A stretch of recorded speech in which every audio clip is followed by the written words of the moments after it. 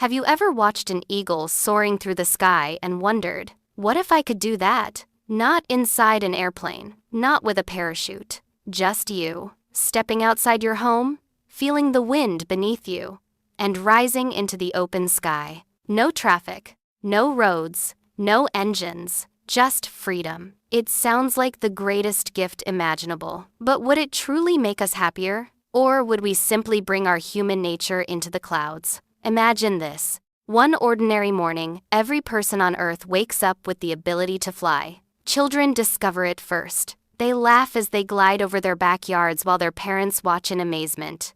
Within days, the world changes. Cars sit untouched in driveways. People leave for work from their rooftops. Students fly to school together. Doctors reach emergencies in minutes. Firefighters rescue people from tall buildings without waiting for ladders. Friends who once lived hours apart now meet almost every evening. The world suddenly feels smaller. For the first time, millions of people watch the sunrise from above the clouds. Looking down, they see mountains, rivers, forests, and cities from a completely new perspective. Something unexpected happens. People become a little kinder. From high above, the things that once divided us seem so small. Borders disappear. Houses become tiny dots. Yesterday's arguments no longer feel so important. For a brief moment, humanity remembers how beautiful the world really is. But slowly, something begins to change. People stop asking, "Isn't flying incredible?" Instead, they ask, "How high can you fly?" Some people naturally fly faster than others. Some can climb higher. Competitions begin. The fastest flyers become celebrities. Companies sell equipment that promises greater speed and longer flights. Luxury flying clubs appear.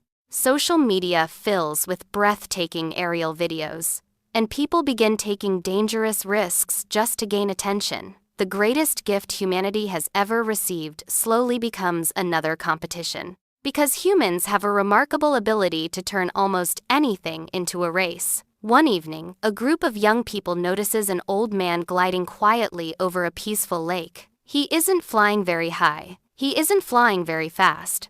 He simply smiles as he drifts through the evening air. One of them laughs. "You'll never reach the clouds flying like that." The old man smiles. "I already found what I was looking for." Curious, they ask what he means. He points toward the sunset. "When I was younger, I believed freedom meant flying higher than everyone else, so I spent years chasing the clouds. But every time I reached a new height, I found people trying to go even higher. There was no finish line. One day I stopped looking upward and started looking around. I watched birds. They weren't competing. They were simply flying. I watched children. They weren't trying to be the best. They were simply enjoying the moment.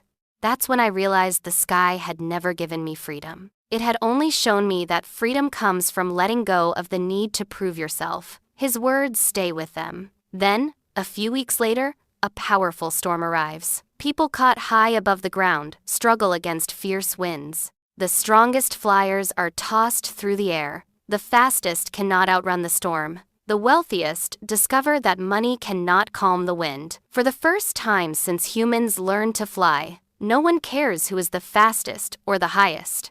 People help complete strangers reach safety. Strong flyers carry exhausted ones. Neighbors rescue neighbors. When the storm finally passes, something has changed. People still love flying, but they no longer see it as something to conquer.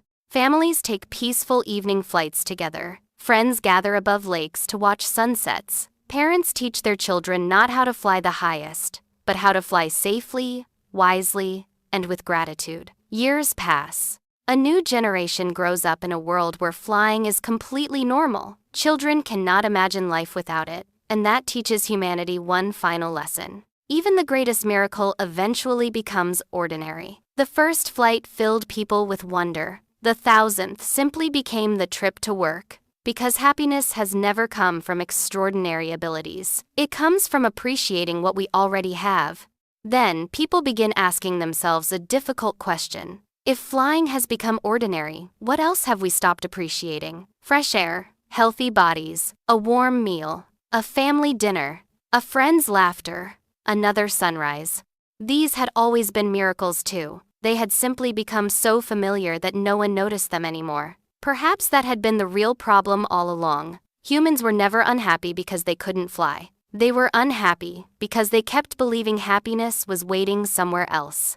After the next achievement, the next purchase, the next promotion, the next dream, now they had wings. Yet many still searched for something more. They finally understood that changing the world around them had never been enough. The heart also needed to change.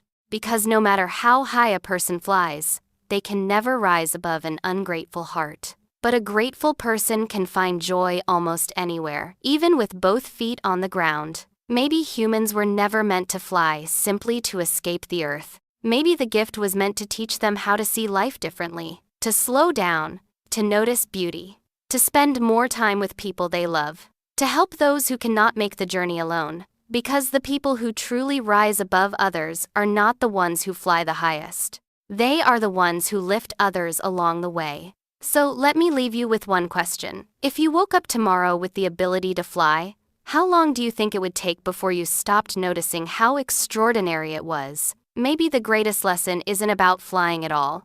Maybe it's that the things we dream about today often become the things we take for granted tomorrow.